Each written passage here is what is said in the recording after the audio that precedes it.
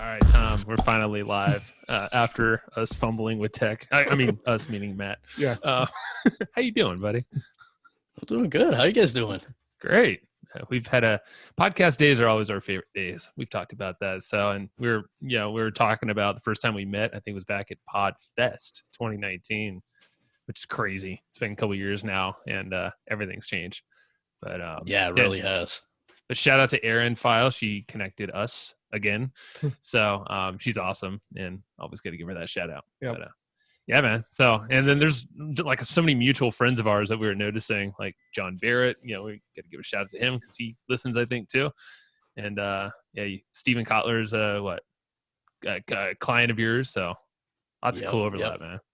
Yeah, well, I think that's one of the coolest things in this space is like once you get connected to good people and then they connect you to other good people, you just start seeing how small the world is and how many great and amazing people there are out there. Yeah, absolutely.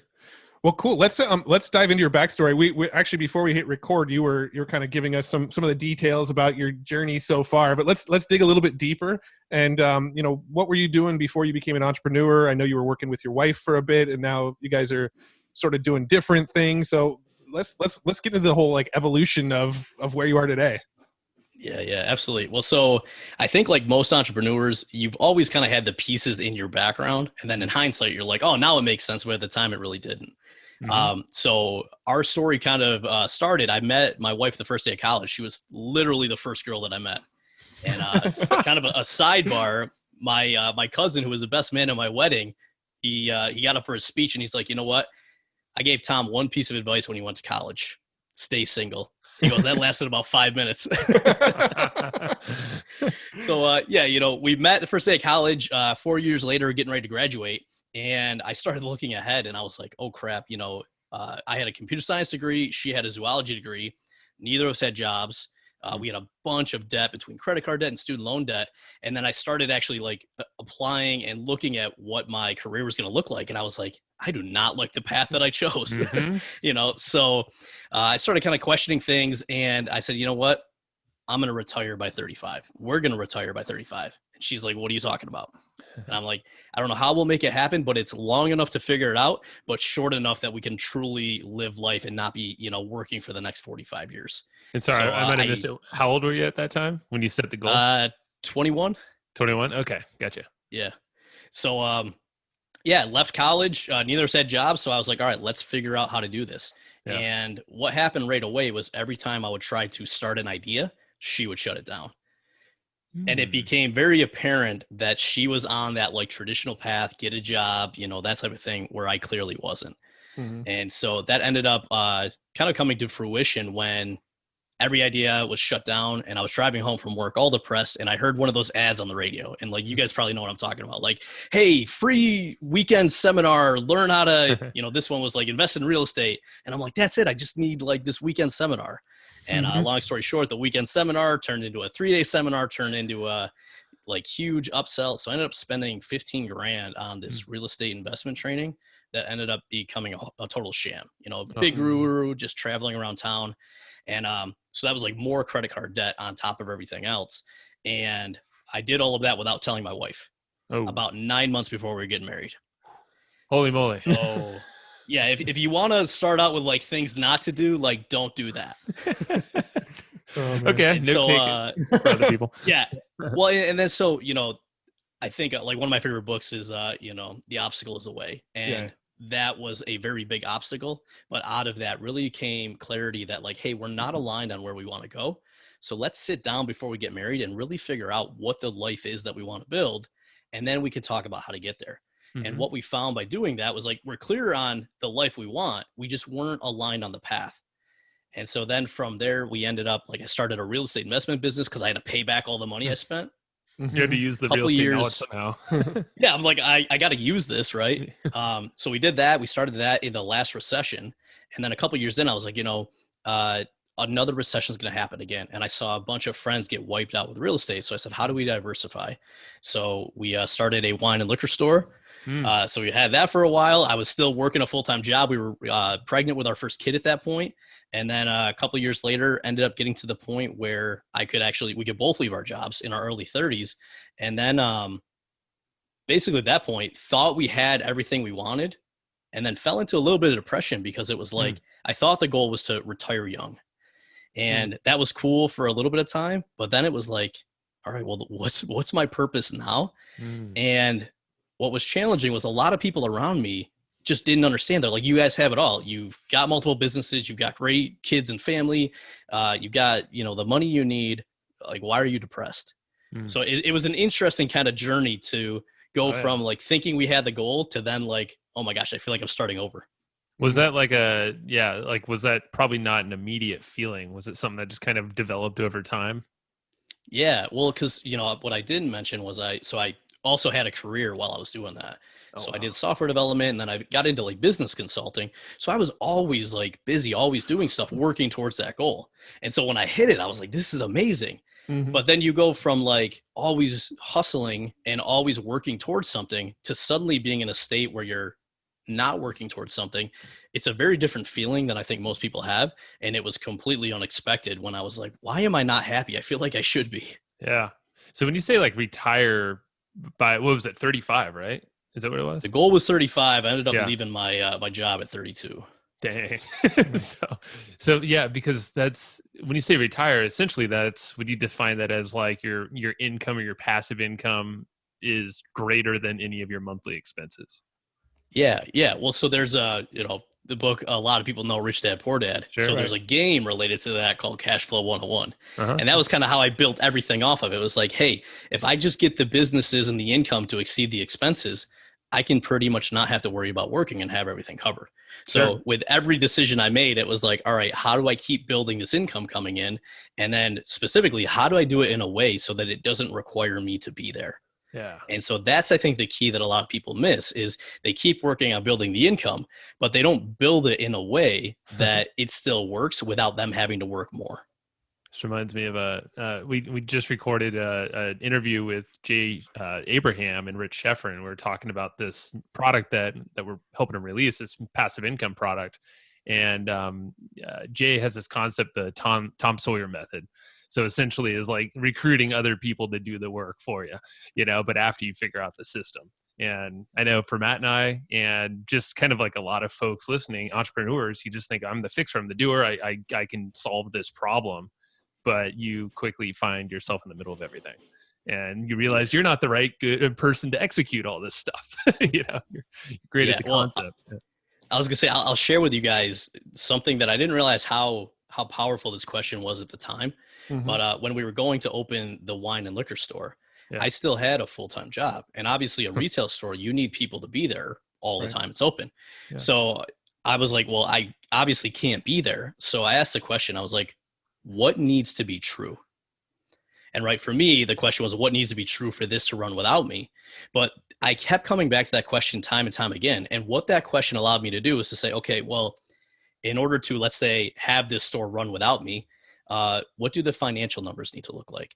Then from the financial numbers, what do the KPIs need to look like in terms of how many people are coming in, what their average order is? Then it's like, well, okay, what needs to get done? What execution needs to happen? Who is actually going to do that? And then what systems and support do they need to do that without me? So it got me thinking about, here's the end goal. Here's the pieces I need to put in place. And then I stepped from, like, if you're familiar with eMyth, I stepped from being the technician of trying to do everything to really thinking about it as an owner and saying, what are the pieces I got to put in place to make this machine work? And coming back, like, that was one of the biggest epiphanies, like looking back to say, like, oh, if you just think about like what needs to be true and what the machine needs to look like, then your role is just, let's put the right pieces in the machine. So it starts off with, sounds like identifying exactly your targets, where you want to get to, but posing with that question, what needs to be true if blank, but like you not involved in that thing. And yeah, because I feel like natural, at least my natural tendency would be to fight that sometimes, like not feeling like, but you know, it's just almost like a natural tendency. I know, like, it's a personality we all base. have it. I mean, it's like there's this feeling in us of like, once we've sort of mastered a skill on our own, we feel that nobody else can replace us in that skill. You know, for me, it's, for the longest time, it's been writing emails and running Facebook ads, right? Like, I feel like I've sort of mastered that skill. So in my mind, nobody's gonna be better than me. So I might as well just do it myself, right? And then that's sort of the trap that I get stuck in. I think that's what you're trying to say, right? Yeah, in our own ways. Yeah, Yeah. we all have our personality traits that kind of attach to things. So how would you, because I know you're a big systems guy, of course, like how would you make sure you're always, going back to the plan that you really set forward and not fall back into your personality traps? Yeah. Well, to me, it comes back to, and this is another thing I think a lot of entrepreneurs miss. They focus so much on building the business. Like early on when I was trying to get it working, it's like, what's the business? What's the business? And I think far too often they don't take the step back and say, what is the life I want to create? Mm-hmm. Right? What do I want my day and week to look like? And get clarity on that first, because far too many people attach their purpose or their value to the business and not to the outcome and the result they want to create. So like for me, like I'm not passionate about real estate. I wasn't tied to like what color the walls were, right? Like to me, the businesses were a vehicle to get to the destination, right? So the way I always look at it is kind of like GPS. Like, where am I at now? Let me identify my starting point. Then let's look out in the future, and you can use any of the methods you want, like Vivid Vision from Cameron Herold. You can do a vision board, but you just want to identify where is it you want to be, and then you build an initial roadmap. Mm-hmm. And what I always like to have people do is to say, what do you want your life to look like along that roadmap? And then let's ask what needs to be true from the business and the income to support that. Mm-hmm. So it really then ties everything back to what is it that's really important to you? And then you model the business and everything else to make that happen. Mm-hmm. So instead of being like, all right, well, I'm going to really hustle for the next 10 years and then hopefully enjoy life. It's like, let's build it in a way that I enjoy life while I'm building to the life I want to have. Yep. Makes perfect sense. Yeah. And that's the whole, like, build the path that you really want to enjoy for the long run. And that probably solves your issue of, retired by 32 and now what, So I guess let's talk about that, like that progression for you. So that when you finally realized, oh crap, like this isn't what I wanted. What do you do? Yeah. First off, it was just, a lot of conversations and introspection. And the thing that I realized, it was like, well, what am I missing? What did I have joy in before that I'm missing? And I realized it was helping people. And then I looked at like, okay, well, what skill sets do I have that I think I could help people with? And so very clearly it was like, well, I've got several businesses. I've worked with several large businesses. I would like to help, businesses. Mm-hmm. So then I looked back and I was like, well, do I go back to like corporate consulting and helping big companies? And as I started talking to more people and kind of getting insights into like where I really thrive, they're like, no, take all the knowledge you have from big and small businesses and work with these small businesses. So I started doing some research, took on my first client. I'm like, well, let me test this out because I don't want to like go and get another job, right? And so I worked with my first client, did some coaching, and I was like, man, I really enjoy this. And this person went from a lot of debt, very similar to me. He had a wife and kid and working a ton to, we put systems in place, we got clear on the numbers and ended up helping him build $1 million business in the next 18 months. And so that felt really good. They were able to then move to the country they wanted to do and like live in their life. So I was like, man, this is it. Like, this is what I want to do. So I started like reaching out, getting more clear and coaching more. And then I had that same client reach back out to me one day and he was all frantic. And I'm like, dude, whatever the situation is, like, we'll get through it. We've gotten through it before. And he goes, she left me. And I'm like, what are you talking about? He goes, my wife, she took the kids and went back to the United States. And I'm just like, I don't know how to help you through that one. And it kind of set me back because I was like, well, do I really want to help like build businesses if this is what it's going to lead to? Because in my head, I correlated like, I helped this guy build a business, then he got divorced. And so obviously that clearly wasn't the case. But what I found through conversation with my wife and different people was we were successful because we always had that North Star of like, this is the life we want. And we're building the business towards that. And what I was missing when I was coaching him was we were so focused on the business that I didn't do the same thing that we had done. And so what was kind of cool with that is my wife was like, yeah, it would actually be really cool for both of us to be able to bring both perspectives, the perspective of the entrepreneur and the perspective of the non-entrepreneur. So my wife and I started coaching people and kind of bringing both those perspectives, which, worked out really well. And then kind of fast forwarding, she got to the point where she's like, this was great, but it's not really what I want to be doing. And so she was very nervous about like stepping away and pursuing what she really wanted. And I'm like, listen, this is what we preach. and this is what we should do. So Mm-hmm. she actually stepped away. I ended up joining one of my friends, Austin Netsley, at 2X, and basically said, man, we have a similar vision. We're serving similar people. What if we were to just partner up and really take this to the next level? So it's been really cool because now, instead of me just coaching a handful of people individually, now I get to build a team of very good coaches and have a much bigger impact. And I think more than ever, especially with everything that's happened with COVID and everything else and all the challenges small businesses face, it really drives home for me that, like, yes, I'm in the right place and people need me. Mm-hmm. Yeah. This question, it's sort of a loaded question because I doubt there's not like probably an amazing answer for it. But when you're working with a lot of the companies that you work with, are there any sort of like common things that you see that most companies don't have that systematized right? Most companies aren't doing this thing right. Like, are there a couple things that you kind of see over and over and over again that are some of the first things you get in and fix? Yeah, definitely. And it's funny how common they are. Yeah. So the first one is, whoever's running the business, they're likely the biggest bottleneck in the business, right? They're, just like we were talking about earlier, they're probably doing more things than they should do. They're probably not building the team and delegating those responsibilities. So one is really just their time. But then beyond that, it's not being clear on what it is they really want. Because I can't tell you how many people have come to us and they're like, I have a $1 million business, but I want to get a $10 million business. Mm-hmm. It's like, great, let's start talking through that. And more often than not, it's not about the 10 million or whatever insert number is. Mm-hmm. It's about what it is they really want. So what I always find is, let's get clear on your vision, right? Then let's get clear on what the business needs to look like in order to achieve that. And then let's start breaking it down and building a strong foundation that we can build on top of. Because, like, what was kind of interesting to me when I started coaching and came more into like the online world and see what was going on, it seemed like everybody was talking about leads, like just get more leads. And that's how you scale a business. And what I've seen from not only running my own, but also consulting, was that it actually starts with like just delivering really good customer service and creating raving fans. Because if you just get a lot of leads, but you don't have a great offer and you don't have clients that are staying with you and buying again and telling their friends, all you have is a bunch of leads coming into a leaky bucket. Yeah. Right. So it always comes back to like vision and what are we trying to do as a CEO? Where is your time most valuable? And then asking that question that I said, like, what needs to be true? And then starting to put the pieces in place. And typically marketing comes last, where so many people think marketing comes first.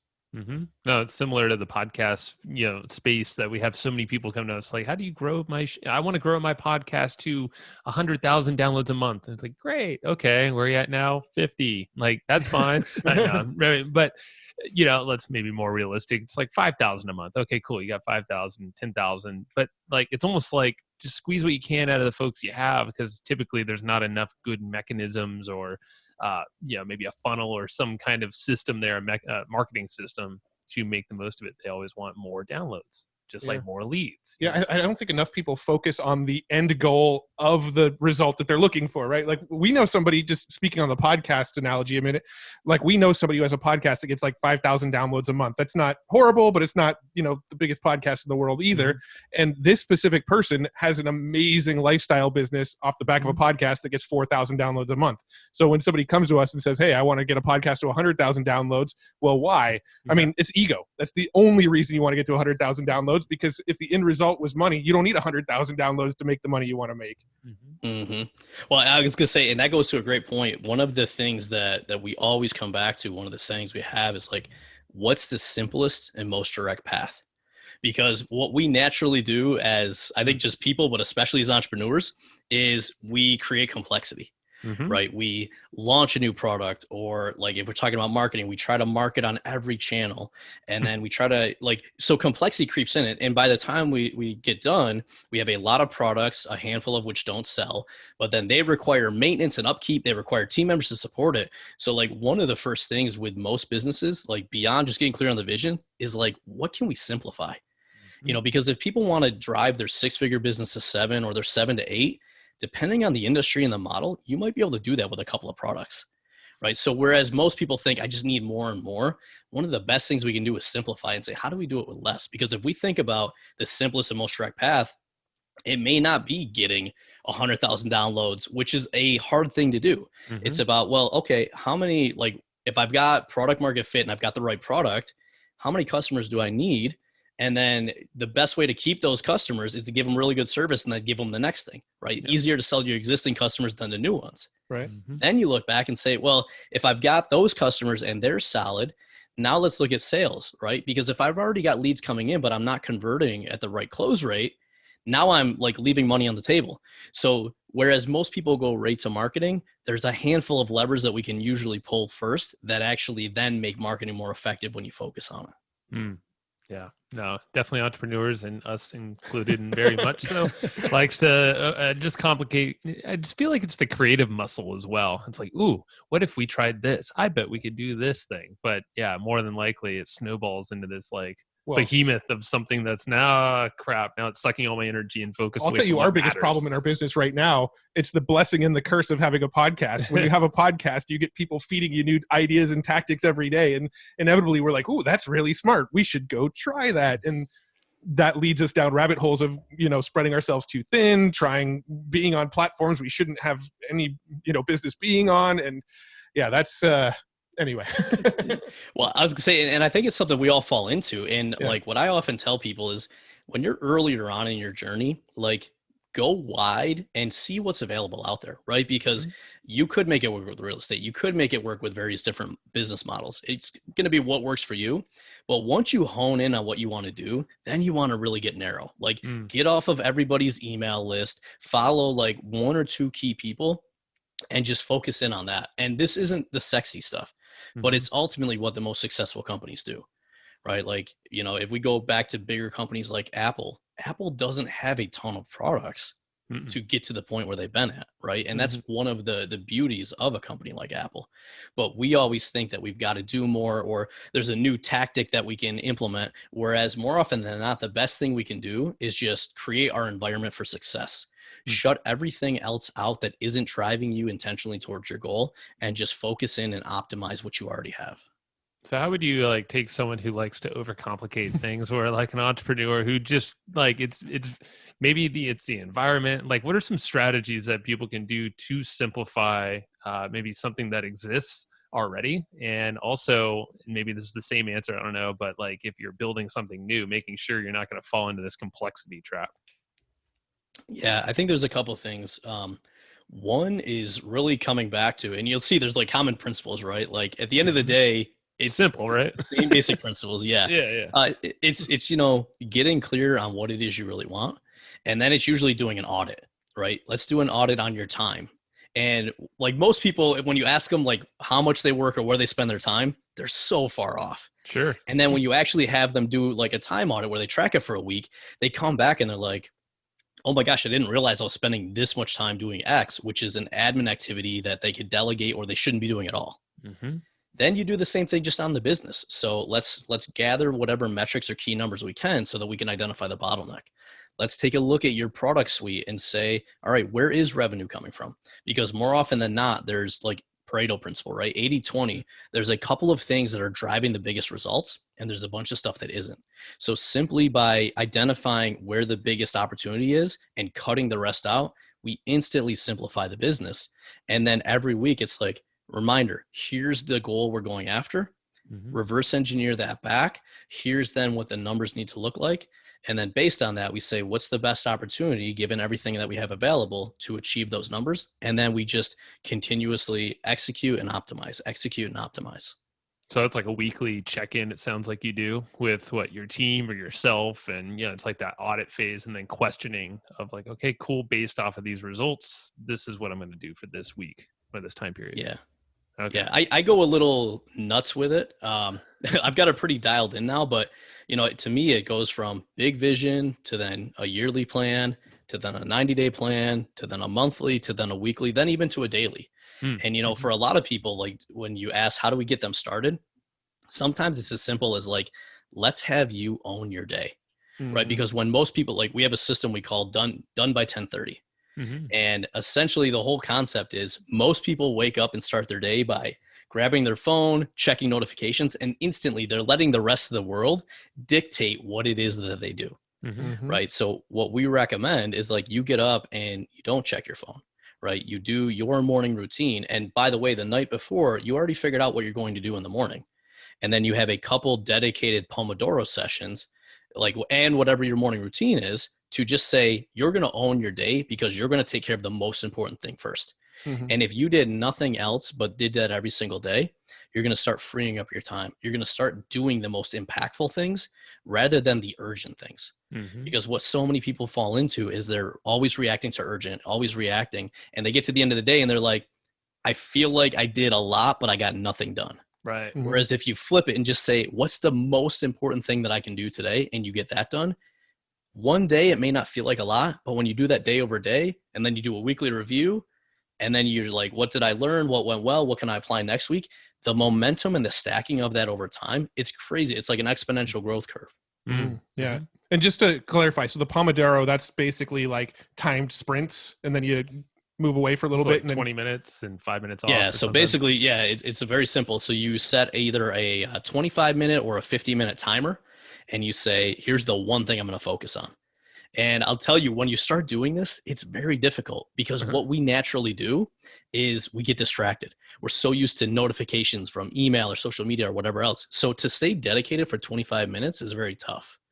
And for me, a couple of things I found that really helped was one, meditating. Because like when I started meditating, like 2 minutes was the longest time period ever because my brain just wanted to bounce all over. But once I kind of got used to like, all right, things are coming in, but I'm going to let them go. Then when I sat down to work, it was like, all right, here's the one thing I want to accomplish in the next 25 minutes. And then I just kind of built that habit of focusing there. And then from there, everything else became easier. That's funny because I just thought I came across this meditation, this guy named Muji something or other, but like if you check him out, he's like really cool. But like he has this analogy, which is exactly kind of like what you're saying with meditation. He's like, before he starts the meditation, he's like, okay, we're gonna walk into this room or this door, but you're gonna leave all your storage and leave your baggage, all that stuff that you're just like. He makes like some comedy out of it, like drop your bags at the door, like just leave all that stuff there. When you're ready, walk in. So it's kind of like with the Pomodoro, or if you want to knock out a task for this time period, it's like, cool, drop your shit at the door, lock that, like lock it, and like, let's jump into it. Like that's all you're going to think about is that thing. So, yeah, well, you know, that's an interesting thing. Like just visualizing or thinking about dropping your bags at the door, especially with so many people working at home now. Like this has been the environment I've worked in for years. And a lot of people don't realize how difficult it can be to work at home. So like the thing I always go back to is like, let's create the environment for success. And that's a physical environment. So I literally restructured my office so that I could walk in and literally leave stuff at the door. And that was transitioning from life to work. So like when I get up in the morning, I got a morning routine for my personal life. And then I transitioned to the morning routine for my business. Can we go through that or keep going though. I was gonna say, cool. And then what I do at the end of the day is when I transition out, I literally walk out of the area I created, and then I transition from business back to life. And then at the end of my personal day, I have a routine to then get ready for bed and focus on sleep.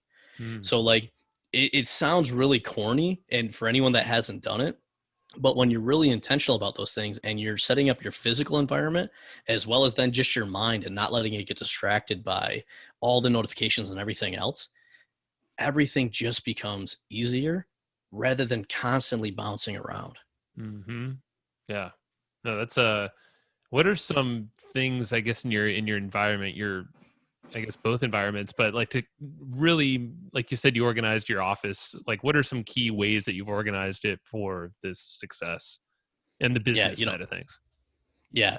One, I literally took everything out of the office and started with my laptop. And when I found I needed something, that was when I brought it back in. So my space is like not cluttered at all. And it only has what I need. Second thing is I don't have notifications on anything. So even the tools that I use with my team and with clients, like I don't have notifications on those because I plan my day and I go and check things when I want to. So just like eliminating distractions. So when I sit down, there's nothing around me to distract me. There's nothing on my computer or my phone distracting me. And then like, because we're working at home, like our kids are home for the summer or now partially homeschooling. it's, hey, let's have a nanny for part of the day so that they can watch the kids can play and learn. And then when I'm not working, then I've got focused, dedicated time for them. Yep. So a lot of people try to like multitask and do everything at once, which is just impossible and draining. So what I found is being able to block out time for a specific thing and then saying like, what do I need to make sure that this is productive time? And then just putting that in place. Yeah. So I have a question. It's going back to something you said a few minutes ago, but you said, basically take care of your most important task first, like before 10:30. What's some ways people might be able to identify what the most important task is? Because I think that could be a roadblock for some people, is just figuring out, okay, what is the most important thing I can be doing today? Yep. What I'll usually go back to is a couple things, and then we usually find it. So one is if you're off track with, like, if you feel like you're behind your goals or if some of your numbers are off track, just identify where the bottleneck is. And it's usually that like, if you think about it, and sometimes people don't understand what we mean by bottleneck. Take a simple garden hose, right? If everything is flowing well, what you put in, you get out. But if I suddenly like pinch part of the garden hose, anything I try to fix or do to get more water in before the hose isn't going to have an impact on the end result. So what most people don't do is identify where the bottleneck is and focus on removing that, because that's going to be the biggest impact we can make. So for most people, if they don't know where to start, the biggest bottleneck is likely them, and the biggest bottleneck is likely where they're spending their time. So that's why starting with that time audit makes such a big difference. And then just a quick tip I like to do every week that sometimes helps with this is have a weekly review and you reflect on wins, because I find that we don't acknowledge wins enough, because small wins go to big wins. We often just focus on the negatives. But then the second thing is, all right, what was the biggest challenge I faced this week? What was the biggest headache? And what can I do in the next week to improve that? Because think about it. If every single week, the biggest challenge you're then focusing on and either eliminating it or minimizing the impact, over time, that creates less headaches for you. It creates less stress for you. And it's likely going to create more time, because you're going to solve that by putting a system in place or fixing a broken system, by realizing that something's on your plate that you need to delegate to a team member or that you need to hire. So usually by looking at that, it'll help identify what the biggest thing is that you can do. I like that a lot, because even something that's like not repetitive a lot, you probably can systemize that and make that bottleneck, which is probably your time, which makes perfect sense. It's like you do the audit, systemize anything really, it seems like, because even a variation of that in the future, you'll have that system in place and you'll know how to kind of approach that thing. Absolutely. Well, I always tell people, I'm like, listen, when like how most people solve a problem is the problem comes up, they solve it, and then they forget about it. And then what happens was they never went back and said, well, why did that problem happen in the first place? And what system or what fix can I put in place so that the underlying problem doesn't happen? Right. So I always tell people we want to fix problems twice. Once when they first come up to take care of the immediate issue, but then go back and fix the underlying system. And what that does over time is it creates less problems. Right. But most people are just like, I'm so busy, I don't have time for that. Let me just fix what I have now. And that's going back to the urgent, but never going back to the really important stuff, which is fixing the underlying reason the system happened, or the underlying system for why that problem happened, so that it doesn't happen again. Yeah, because urgent stuff's going to keep coming. And I feel like it's more and more all the time with more apps and things like that. And it's up to us to control our time and our attention and kind of, like you said, the morning routines and all this environment to control that, because no one else is going to do it for us. Nothing. Yeah, either. Absolutely. Yeah. So this is sort of going back to something you touched on in the very, very, very beginning when we first started talking. At some point, right, every morning you're waking up, you're thinking, what's the biggest bottleneck? And you're trying to fix these bottlenecks. At some point, there's probably not many bottlenecks left and everything's just kind of flowing smoothly. What happens after that?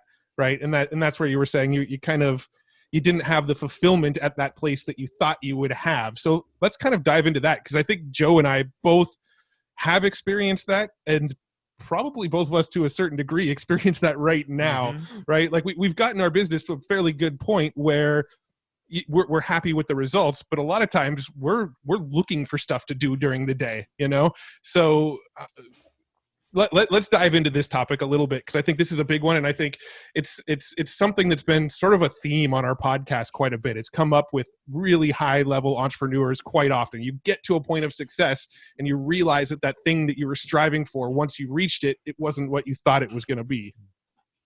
Yeah. So, it's not an easy place. And I think I mentioned it earlier. One of the most difficult parts of it is that if you're not surrounded by entrepreneurs or people that understand you, you're going to feel even worse, because everyone around you is going to tell you that you should be thankful for what you have, and that, people would kill to be in your position, which a lot of times is true, but it doesn't help the situation. Right. So the biggest thing, like, once again, coming back to simplifying things down, what I've found is most people, when you ask, like, what do you want to have in the future? Like, what do you want your life to look like? They immediately go to two things. One is the things they want to have. I want to have this house or this car, whatever that is. And it's not a bad thing. It's just where most people go. Mm-hmm. And I grew up with, lower middle class, ended up being on my own when I was younger, a lot of challenges. So that was naturally where I went to. Mm-hmm. And then it's usually about experiences. I want to be able to travel more. I want to be able to pay off debt. And when you talk to most people earlier on in their journey that haven't hit that point, they're usually talking about those two things. Mm-hmm. Then what you find is people that have kind of gotten past that, and you ask them that question, you don't really hear those two things come up very much, but you hear a couple other things. One of the biggest things is relationships, because I think oftentimes we forget about the important people in our life, or the important people we want to have in our life. And then the final thing is impact. Like, now that you're taken care of and you're at a good spot, usually we all have this innate ability that we want to help other people. And that might be on a small scale. It might be just helping your community, or helping your family, or helping your friends. Like, we have a client that, just had some really big success, and, more than he ever thought would be possible. And he wrote an email the other day and said, you know what, a couple of years ago, I didn't think, this business would even bring me enough money to take care of myself. Now, not only am I doing that, but I have a brother-in-law a brother who has, really had always messed up teeth and not really good dental. And so he was able to give his brother $5,000 to go and get his teeth like fixed. Nice. And so I think it's that people really come back to, is like, what is that impact you want to have? And if you start thinking about the legacy, not that you want to leave, but the legacy that you want to build right now, that's what really then helps people to get through that and to kind of find their true calling. Yeah, no, that's really cool, man. That's yeah. I mean, I feel like with I'll speak for myself. I won't speak for Joe, because we're two different people. But I feel like, early on when we first started our careers, I know my initial goals when I first started a business back in 2007-ish, when we first started, like, my goal was financial, right? Like, I want to get to a point where I'm making $100,000 a year, right? I wanted my big number was I want to be making $10,000 a month. If I can make $10,000 a month, I'll be happy. I'll have all my bills will be covered. I know, I'll be in a good place, right? And then eventually you hit a point where you're making that kind of money, and then that goalpost just moves, right? Now it's $20,000 a month. I bought a house that's got a big mortgage. I got car payments now. Now $20,000 a month feels comfortable, right? And then eventually you hit that goal, and then, like, it feels like you just continually move the goalpost, and you move the goalpost, and at some point you realize, okay, if the goalpost keeps on moving, and I'm sort of struggling to find my words, but I think you know where I'm going. But the goalpost keeps on moving, and then you get to this point where you're like, okay, I'm financially set. The money is good. I'm still sitting down at my computer every day. I'm still kind of doing stuff, but I don't really know where I'm going at this point, And that's something that I know I've struggled with. I know Joe and I have had conversations with it, but it's like there does come this point where you're like, okay, I think I made a mistake by always setting my goals as this, like, number that I'm trying to reach, Well, then there's other things, like, I know for, like, I'll volunteer. We used to do a lot of fostering and all that stuff. So we would volunteer a lot of our time and all these to obviously the kids, but also other events and things that are associated with it. And then it got me thinking about, oh man, what if, like, there's a nonprofit that I can create and help some of these kids in the system that want to become entrepreneurs, for instance. So that like triggered this impact side of my motivation, which like that's a different layer. But obviously to get to that point, I'm like, I can't do that if I'm still figuring out how to optimize the financial side of things, and and having a kid of our own. So like, then that's another layer in there, I guess, and the impact, I guess, a little bit, but it's also relationships, I guess. So yeah, there's all these goalposts, but there's categories to the goalposts, and then so Well, they're phases. And I think what sort of we ultimately realized was that like when we were shooting for money as the goal, at some point you realize like money is just like, it literally is just a tool. It's a tool to get this thing I want, to help this person over here, to to fix my health, to like it's a tool that can be very, very helpful. But setting money as the goal, sort of, you never really hit that point of fulfillment. It seems like that point where you're going to be fulfilled by money, it just always seems like it's a never-ending moving goalpost. Yeah, like so much gold in what you guys just said. So that's why like I always come back to like, what is the vision and what is it that I want my life to look like? And when my wife and I started doing this and we refined the system over years, we literally had we went out and got painter's tape on the wall, and we put the vision, and then we put the time frames. So 10 years, 5, 3, 2, 1. And at each time we said, how old are we going to be? And what do we want our life to look like? So we mapped things out. And what was super cool was it was like, oh, we want to buy a new house. Well, I want to buy it in 2 years or 5 years. She wants to buy it in 2. So it helped us get aligned. But we didn't bring money into any of that until we were super clear on what we wanted things to look like. Then we said, all right, let's then look at this point in time and see how much money we're going to need to support that lifestyle. And so like that's been super valuable because it always starts with what I want to achieve. And then the money or the financial number is just a scoreboard to say, how am I doing on getting there? But the other thing I found with this too, there's a concept in like corporate companies called the golden handcuffs. And it basically is like, you make more money, you spend more money, and then you get to a point where from the outside, everything looks good, but you can't leave because your expenses are so high. And so like when my wife and I wrote our book, we ended it with a chapter called The False Golden Handcuffs, because in more situations than not, if you actually sit down and think about what makes you happy on a daily basis, and like, this is a really cool activity to do, and just start writing that down or have conversations with the people that are important to you, more often than not, you're going to be defining things that don't require a lot of money. And so like, when I do this with a lot of people, what we end up finding is that, like, great example, had a coaching client who came in and said, well, I need to be bringing home $50K a month in order to, support myself. I said, all right, sweet. So let's map out how to get there. But before we do that, tell me why you need to bring that $50K home. And so we started diving into it. And, as we dove a little bit deeper, what came out was that this person had a son who had lived in another state, and he basically missed out on his childhood because he was building his business.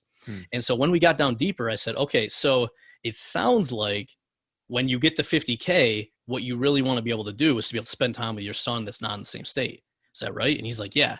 And I said, well, what could we do to get you there faster? Like, let's really dive into the 50K. And we found out that this guy needed 15K, not 50K, in order to be able to do that. So more often than not, we end up thinking we need all these things to really be happy. And ironically, like when I left my job, I spent less money and I valued the things, less. Like my wardrobe every day is a black t-shirt. It's been a black t-shirt for the last couple of years because when I was in corporate, I had to look a certain way and buy expensive clothing for the CEOs I was working with. Once I left, I was like, I don't care what other people think about me. So a lot of like what I spend money on now is the very important things, which are family and impact. And so much of what I thought I valued before, I actually don't care about at all. Feels good too, huh? To just like release. Great. Yeah, because I've been going through that shit. It's very freeing. Yeah, and it's more of a mental free. Yeah, it's like this for me. I know it's like like we're selling off one of our cars, and it's like I don't drive a lot. I never have for a long time, and it happens to be a Tesla that I actually got because we were renting it out all the time. Now rentals are slow because people aren't traveling. But I'm looking at this car. I'm like, like it's not really giving me any joy. It's the whole Marie Kondo thing. It's like, cool, it's done its thing. I'll bid it farewell. If I ever want another Tesla, great, I'll go snag one or rent one, even better. But I'm like seeing kind of the layers of like, That's cool. Let it go. It's one of those conversations that I always feel a little hesitant to talk about, because like you get people that listen to a podcast like this that maybe aren't at a point where they're, you know, the money's flowing like they want it to, and they're sitting there going, okay, it's a bunch of people with money talking about how money is not that important. But it's like this weird realization that I feel like I wish I believed it back then, because I'm so much happier now realizing that like the possessions and the money aren't what makes you happy, you know? What's a microcosm of this for, like, I guess everyone to relate? I'm sure there's got to be some shared thing that, like, from childhood or something, you know, it's like, Well, I mean, people hear their whole life, money doesn't buy happiness, right? Well, they hear it, but I'm saying experience, like living it, you know? Yeah. Well, you know, like what always came back for me, and it was the big fear that I didn't realize early on that drove me. Like, even before we had kids, we've all seen that scene in the movie where, like, for me, it was like the dad's working late at the office and like the son is at the baseball game or, you know, whatever. And they look over and the dad's not there. And then the dad shows up and the game's over. That stuck with me. Like, even before we had kids, I was like, I don't want to be that dad. Right. So then everything I did was looking at, like, how do I not be that dad? And like looking at that, like from a negative perspective, initially fueled me, but then I really shifted to say, well, what kind of dad do I want to be? And what do I got to be doing now in order to be able to be that father when we have kids? And so, you know, like, I think you guys bring up a really good point too. We have, like, you have to be at certain points to understand some of this stuff. And like when my wife and I wrote our book, what was super cool was we didn't just tell people kind of the steps to get clear on your vision, get your finances in order. Here's how you start a business. Here's how you systematize and scale it. What we did was we interlaced our stories throughout it. And I first wrote a key part of our journey from my perspective. And then she went back and wrote the same part of the journey from her perspective.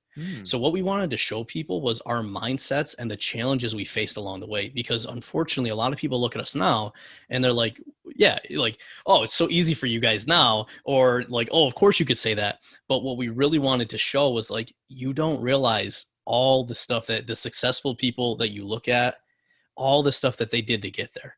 Right. And so we really want to make sure that people saw that journey to realize that, like, we all go through it. And to be honest, you have to go through some of those things to grow and overcome those challenges to then be able to have what you want now. And it's not an easy thing. But when, like, there's a couple quotes talking about daily routine, couple of quotes from key parts of my life that I have on a monitor that I look at every day. The first one is embrace the suck. And I think this comes from the Navy or the Marines, where it's basically like, this sucks, but embrace it because what's on the other side is good. The second one is keep moving forward. It doesn't matter what happens. You got to get up and just keep moving forward. And the third one, which really kind of goes back to the impact, and I always come back to when I'm just feeling down or insecure or whatever it is people need you. Right. And we have just a list of, you know, testimonials or emails or things of, like, people's lives that we've changed. Like, literally people that were like, you know, I was thinking of suicide before this. And when you read things like that, I mean, that gets me going.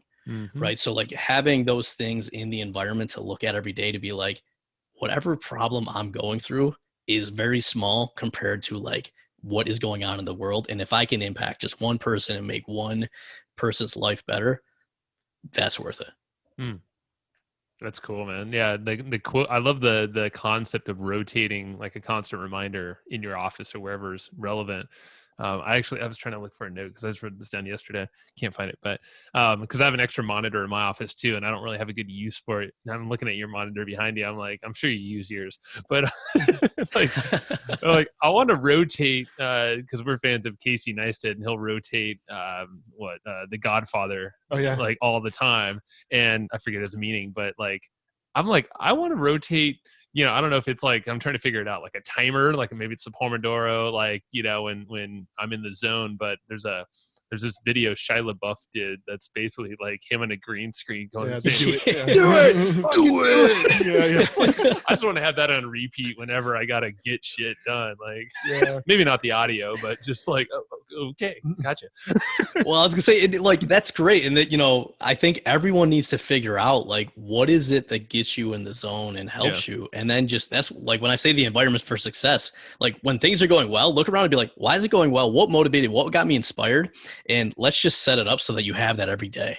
Yeah. I mean, both Joe and I are big journalers. And I think that is what is so powerful about journaling is like, it gives you that ability to sort of check in and go, all right, you know, because a lot of times I'll sit down at my journal and I'll be like, you know, not in like a happy place. And I'll sit down and start journaling and I'll start thinking about all the good things that happened over the week. And I'll think about gratitude and I'll think about all that kind of stuff. And that's what shifts my state is a lot of people I just don't think take the time to sort of evaluate how they did this week or today or the last hour. Like, people don't stop to evaluate. They just move forward. And I do think, you know, through things like meditation and journaling, you get that ability to sort of stop and go, you know what?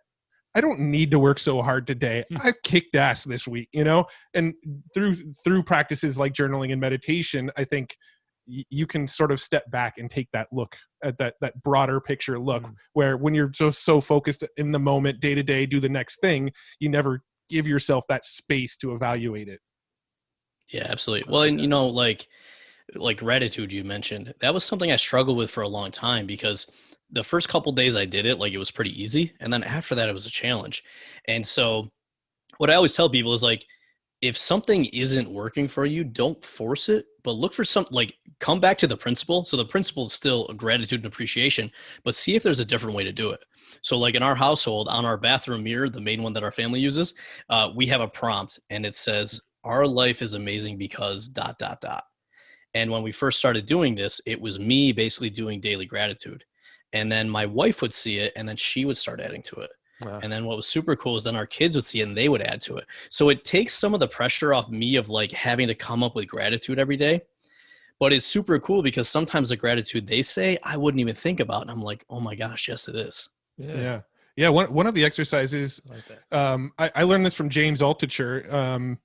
I think he wrote it in one of his books or on a podcast or something. But anyway, he has this practice of thinking of all the things that most people dislike, the things that other people suck, and then he'll try to figure out why he's grateful for it. So some of the examples that he gave was, like, he lives in New York, or at the time he lived in New York with an apartment, and there was construction going on all day outside, right? And he was like, he'd write down, like, this construction noise is annoying, but I'm grateful for it because I get to live in this amazing city. I have a roof over my head. They're constantly improving where I live. And he would think of all the reasons to be grateful for the thing that most people didn't like.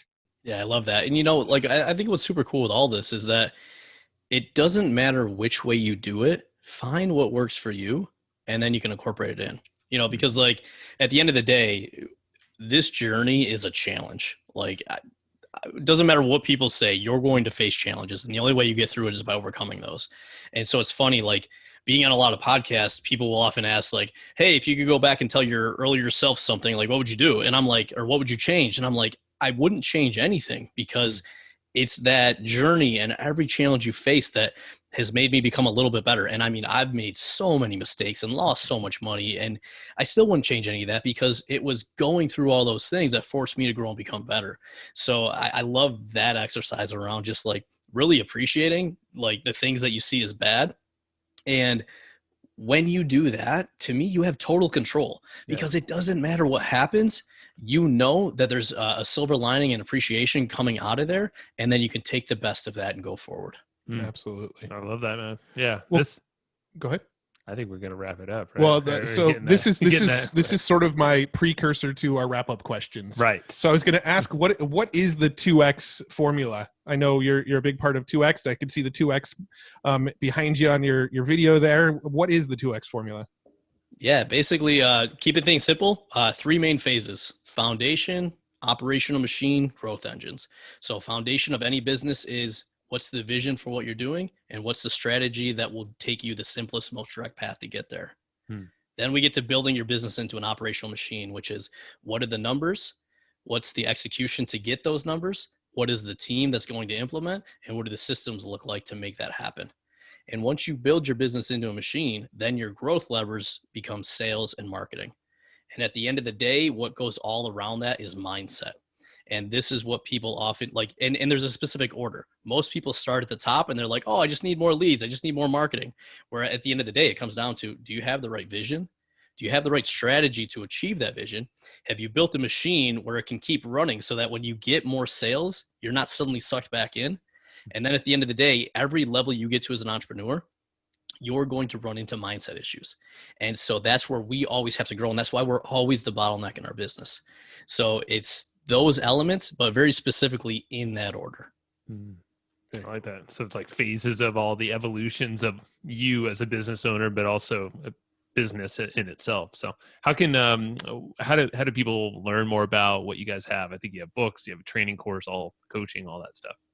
Yeah, absolutely. So if you guys are interested in the book my wife and I wrote, Lifestyle Builders, you guys can go to lifestylebuildersbook.com. But if you're interested in 2X, which is where we really help entrepreneurs scale, we'll actually give you guys a free book if anyone wants it. You guys can go to scale2x.com/flow. Ooh, very cool. Thank you, man. Appreciate that. So scale2x .com/flow. And Lifestyle Builders is the book. Awesome. Yep. Cool, man. And what's I haven't asked this question in a while, but what's a book that you find yourself going back to pretty often or referring to others? Yeah, I'll throw out two. There's a ton that I've read, but a couple that I keep going back to. One is The Obstacle is the Way. Yeah. Kind of talking back about that, like just coming back to like, this is what I need to do to get to the next level.